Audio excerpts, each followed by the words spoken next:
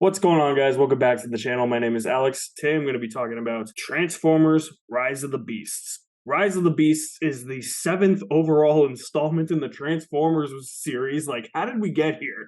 Who knew that we would have seven Transformers movies at this point, considering that all of the sequels got progressively worse as they went on? It's a sequel to Bumblebee, which was a prequel to the Michael Bay movies, so therefore this makes this a prequel to the Michael Bay movies. Rise of the Beast is set in the 90s and is a globe-trotting adventure that introduces the Maximals, Predacons, and Terracons to the existing battle on Earth between Autobots and Decepticons. If you're a massive Transformers fan, that's all I'm going to tell you about the movie, because I don't want to spoil anything. I kind of have a hate-hate relationship with the Transformers movies. I love Bumblebee. It's the best Transformers movie. It's the one that felt fresh. It felt grounded. It felt like, okay, now we're doing something new. But the original Michael Bay movies, I've never actually loved the first one, despite how nostalgic it is for me. Came out in the same summer of Pirates of the Caribbean, At World's End, Spider-Man 3, and you pair Transformers with those movies, Transformers came out of nowhere, essentially. Those three movies were the most talked about movies of the summer, but everywhere you went, you heard about Transformers, because it was giant robots fighting each other, and, oh yeah, that's right, 13-year-old boys like me fell in love with Megan Fox, and we hit puberty because of her, and she's the most beautiful woman I've ever seen. I lost my train of thought.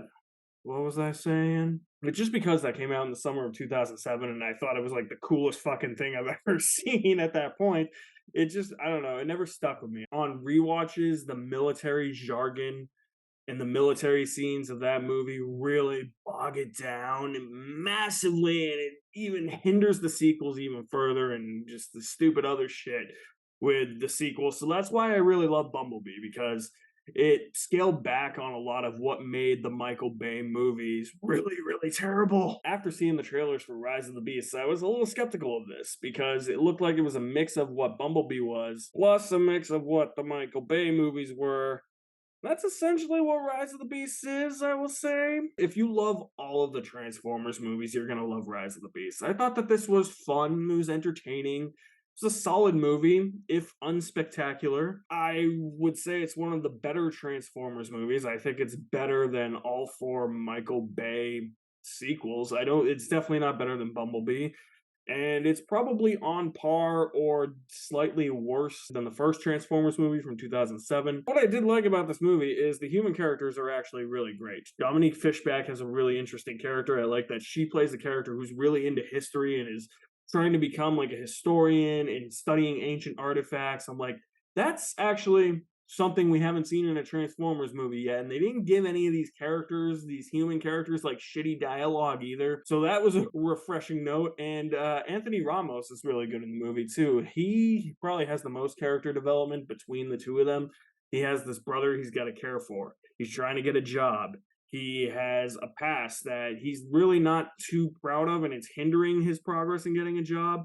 And then he gets wrapped into this whole thing with the Transformers. And I think he has good camaraderie with both the Terracons and the Autobots and the Predacons and however many fucking Transformers are in this movie, because there's a lot. And that's the thing with this movie.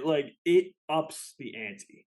They were like, okay, Bumblebee was like a nice little grounded reset. Now let's try and go a little bit bigger and see if we can make it better. I don't think they necessarily made it better, but they definitely went bigger in scale, bigger in scope than Bumblebee, and didn't make it as personal of a story, which I think was a missed opportunity, because Anthony Ramos' character in this movie has a little brother who I think should have been along for the adventure. I think it would have been a cool brother bonding movie and brother relationship movie, and I think it would have enhanced this movie a lot if they had went down that road. That's not to take anything away from the relationship between him and Dominique Fishback's character, because she's great in the movie as well, but I think you could have had a third party enter that equation. The action's really good. I think Stephen Cable Jr. handles the action really well. It's nice to see him building himself up. He started as an independent filmmaker, then he went to Creed 2, and now he's doing a Transformers movie. So I'm like, I feel like that's natural progression, and I like what he does with a lot of the action scenes. He does stuff in these action scenes with the Autobots and other Transformers that we didn't see in the Michael Bay movies, giving them little cool things to do. Where was that in the Michael Bay movies? It was just Bayhem all over the place, but like where were the little cool moments that Transformers had in those movies? It was just they just had like giant missile guns and just shot them the whole movie. This one he actually made sure, especially in this action scene that takes place in Peru, that he gives each of the Autobots a moment to shine. They fight in this battle in unique ways. And that was really cool to see. It was a cool idea. So he brought some good ideas to the table in this movie. And the soundtrack, look, soundtrack can be a character in a movie. The soundtrack is completely 90s. And it really represented the 90s well, and what they were going for in this movie, it added a lot to this movie. It made the movie a little bit more fun, especially in that final battle, which looks like a bunch of CGI drudge. I didn't really like that final battle. Well, the second half of it was pretty good, but the first half of it, I was just like, this isn't that exciting. There's not as much energy pumped into the first half of this battle. The second half of the battle was awesome. I love the second half of the battle, but there are a lot of issues with Rise of the Beasts. You're essentially making 4 movies in one. Of course, you have to go after this ancient robot artifact that we always go after in a Transformers movie, because how many goddamn ancient artifacts do they need in these movies? There's the Allspark and the Cube, and then I forget what happened in Dark of the Moon, and then Age of Extinction I blocked out of my mind, and then I remember Mark Wahlberg wielding a Excalibur. And The Last Night, that's another movie I've erased from my mind. I don't know. There's always an ancient artifact they need. There's this MacGuffin they're going after for the whole movie.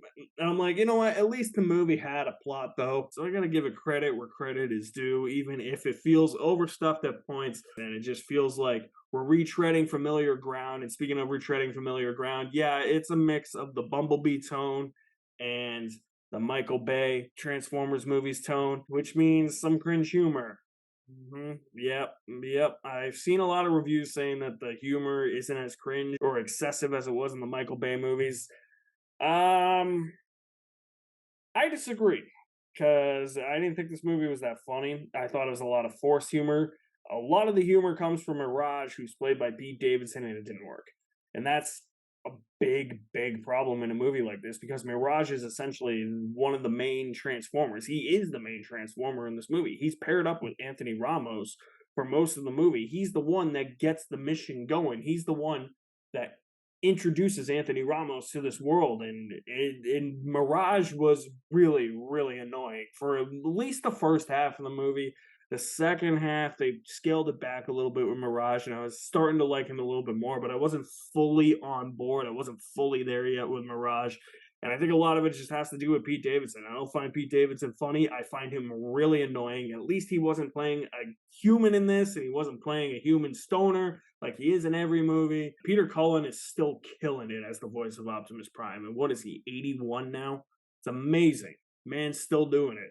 But the action of the Michael Bay movies and parts of the grounded approach of Bumblebee are in this movie, and those kind of clash a little bit, because I feel like they're trying to make something a little bit more personal for Anthony Ramos's character, but at the same time, they were just like, well, Bumblebee was a massive success, so let's do what we did with the Michael Bay movies and go bigger with each one. And there's way too many Transformers in this movie.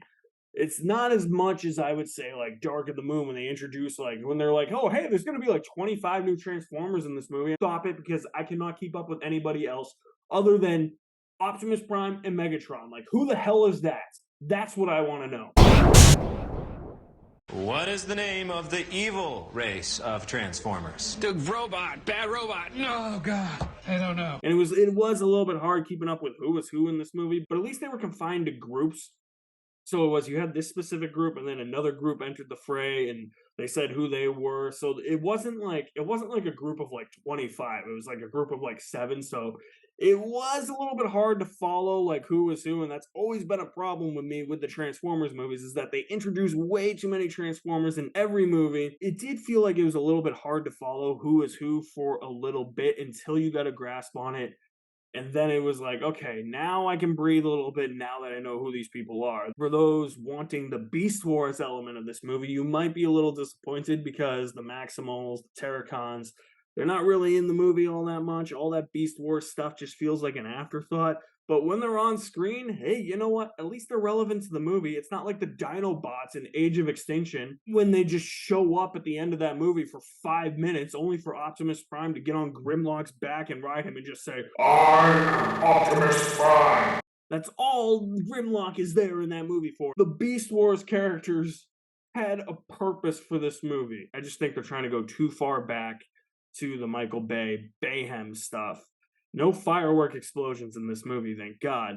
But it was really action heavy, and I thought that the way that they had approached Bumblebee was the smart, safe way to go, and then gradually build up to what the Michael Bay movies eventually became without bringing Michael Bay back. So I think I would have preferred that, to just gradually build to that instead of just going right for it in the seventh movie in what is probably the reboot series. Let's talk about Scourge. I think Scourge might be one of the more solid Transformers villains. At least it wasn't fucking Megatron. I dealt with him for 5 movies. I am so sick of Megatron at this point. Thank God I did not see a glimpse of Megatron in this movie, because I would have lost it. I would have walked out of the theater and never ever returned to the movies ever again if Megatron was in this movie. Even if a hint of Megatron was in this movie. For everybody who's like, actually in Age of Extinction it was Galvatron. Galvatron was just Megatron's mind, okay? It was still Megatron. It counts. Okay? Yeah, he's one of the better villains. He's kind of one note, but at least like his presence is felt and you feel like he's an asshole at least. I can at least buy that. I mean, it's not like the Fallen or anything, or Sentinel Prime. He's way better than those guys, thank God. I did have some fun with this movie. It is slightly disappointing because it is called Rise of the Beasts, and the Beast Wars characters are underused, I think. The humor doesn't really land, and it is at war with itself between whether or not it wants to have that tone from Bumblebee or have the excessive, over-the-top, crazy action Bayhem from the Michael Bay movies. But other than that, it's a pretty solid movie. Even if it's not a good movie, it was at least enjoyable. Kept me entertained for 2 hours, and that's another thing. They're scaling back the run times on these things. No longer 2.5 hours. I really don't think a Transformers movie should be over 2 hours anyways. I mean, it is. It's 2 hours and 7 minutes. Whatever. I mean, at least it's not 2.5, 2:45 like all those Michael Bay movies were. It is, like I said, it's a solid movie. It'll keep you entertained for the couple hours that you're watching it. It's nothing memorable. It's very unspectacular, if you know what I mean. However, I will say Rise of the Beasts is enjoyable with just over half a bucket of popcorn. Yeah, it's not the greatest thing in the world, but hey, you know what? I didn't hate myself watching this movie, and it was better than what the trailers made it out to be. Just certain aspects disappointed me. There will be people who I think are going to be divisive on the final scene, because I think a lot of people are going to have that, oh my God, reaction. And then other people are just going to roll their eyes and be like, dude, come on. Seriously. So if you guys have seen Rise of the Beasts, let me know what you think about it. Drop me a comment in the comment section below. I'll leave me a link to my website in the description below as well. You guys are the best. Thank you for watching. My name is Alex Madden, and I will see you at the movies somewhere.